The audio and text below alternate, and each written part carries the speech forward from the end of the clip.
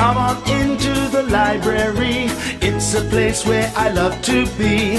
Look in a book, here's a story for you. Who makes stories when the day is through? Who makes stories when the day is through? Story makers, working through the night till the rising sun. Story makers, stories are fabulous, stories are fun. Milton Wordsworth, Shelley and Jackson, working through the night till the rising sun. Story makers, stories are fabulous, stories are fun. Come and be a story maker.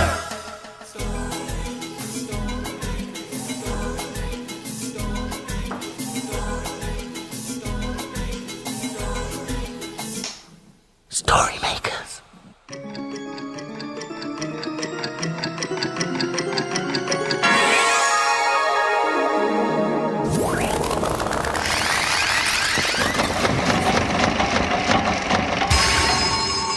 Story makers.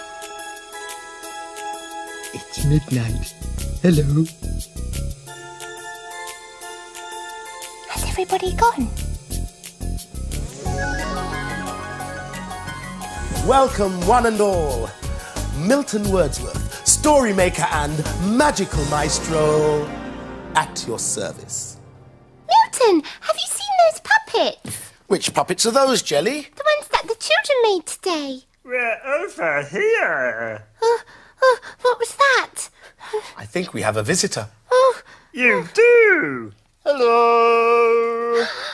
look, Milton. Hello there. Who are you? I'm Sammy. How do you do? Ah, how do you do? I'm very well, Milton. Milton. Don't worry, Jelly.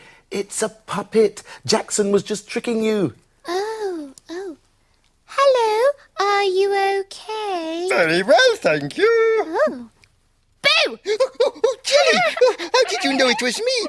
Oh, Milton, you pulled off my puppet. And what a fantastic puppet it is. Yes, perhaps we could make a story with it. We most certainly could.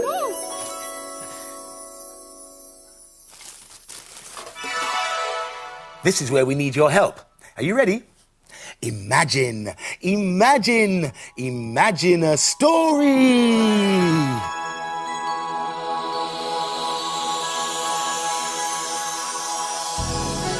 It's a playbook.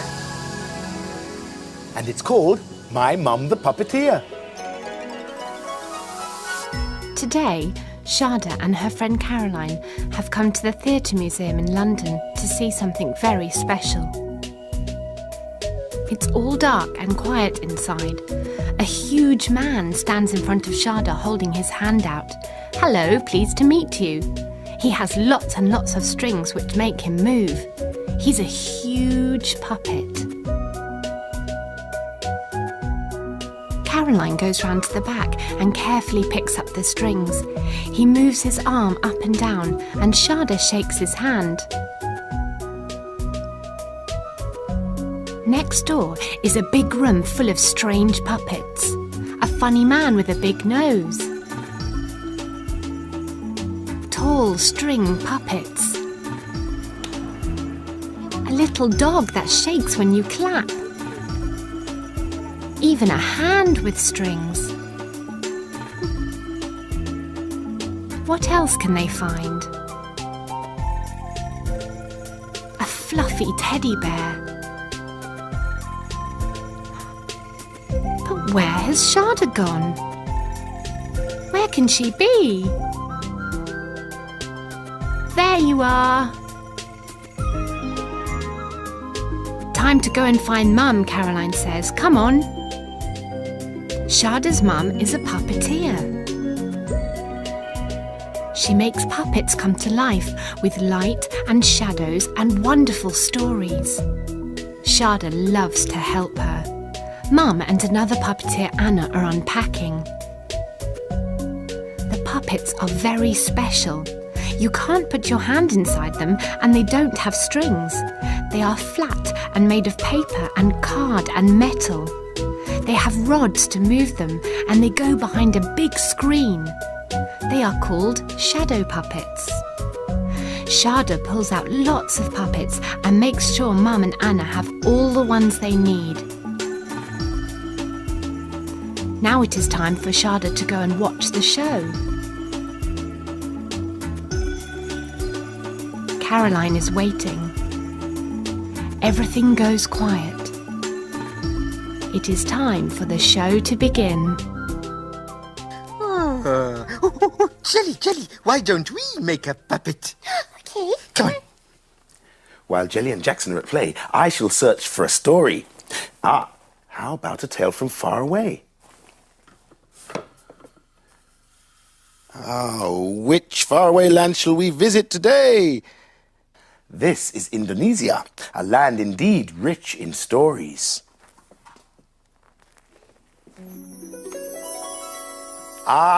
Indonesia, a magic land. Now, story makers, we need some magic to get our story machine going. Are you ready? Imagine a story.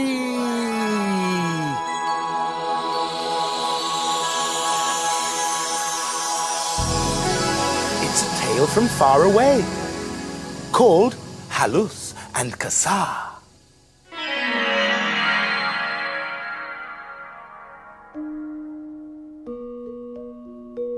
Halus and Kasar are in a new country.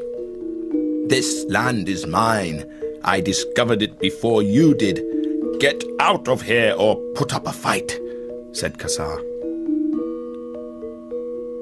Peaceful Halus does not want to fight with Kasar.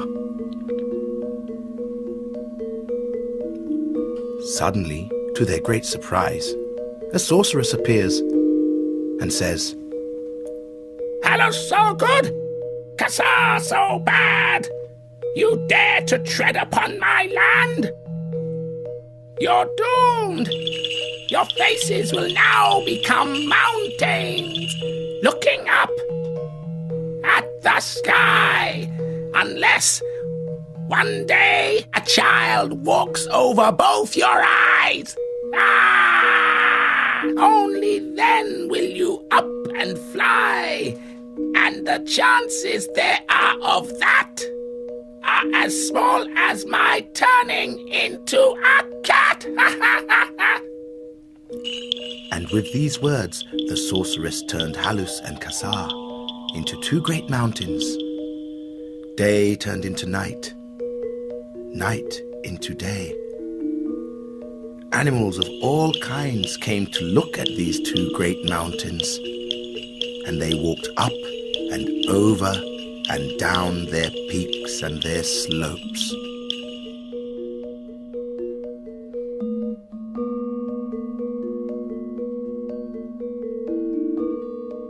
Until one day, a young girl passed by. She looked at the two mountains and wanted to play and climb upon them. As she played, her feet landed on the eyes of the two giants. After the girl had run off home, the two giants awoke. For many years we have been part of the land. Now it's time for us both to move on. It's time for us, Kasar, to climb to the sun.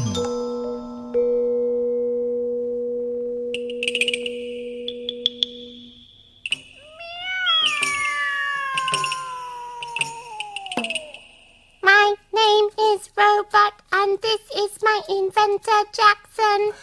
Jackson, this is a superlative creation. My congratulations. Oh, thank you, Milton. It's great, isn't it? I am a robot. Jackson, I'm sick of being a robot now. Oh, Jelly.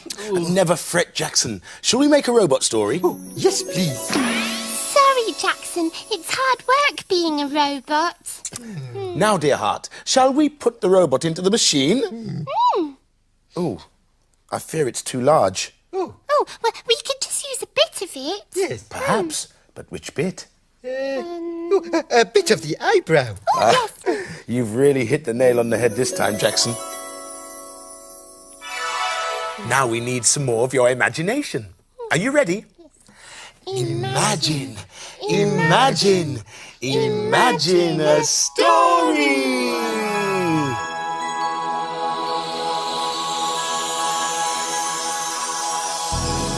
It's a blue cow story. What's that got to do with robots? Patience, dear boy. It's called Blue Cow and the Robot. In a field not far away is a herd of cows grazing quietly. One of the cows is most unusual. Blue Cow wonders about the big world beyond her field. One day, Blue Cow was looking at all the other cows. I wonder how cows are made. She's off again, said the other cows. So Blue Cow caught the bus that stopped beside her field. I'd like a ticket to a making place, please. There you go, madam. Hold very tight. And they set off for a laboratory.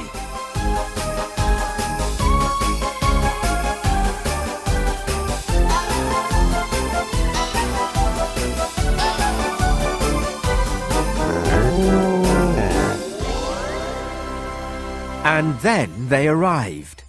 When Blue Cow got off the bus, she could hardly believe her eyes. There was the strangest building she'd ever seen. Curls and coils, shakes and shivers. The house looked as if it was alive.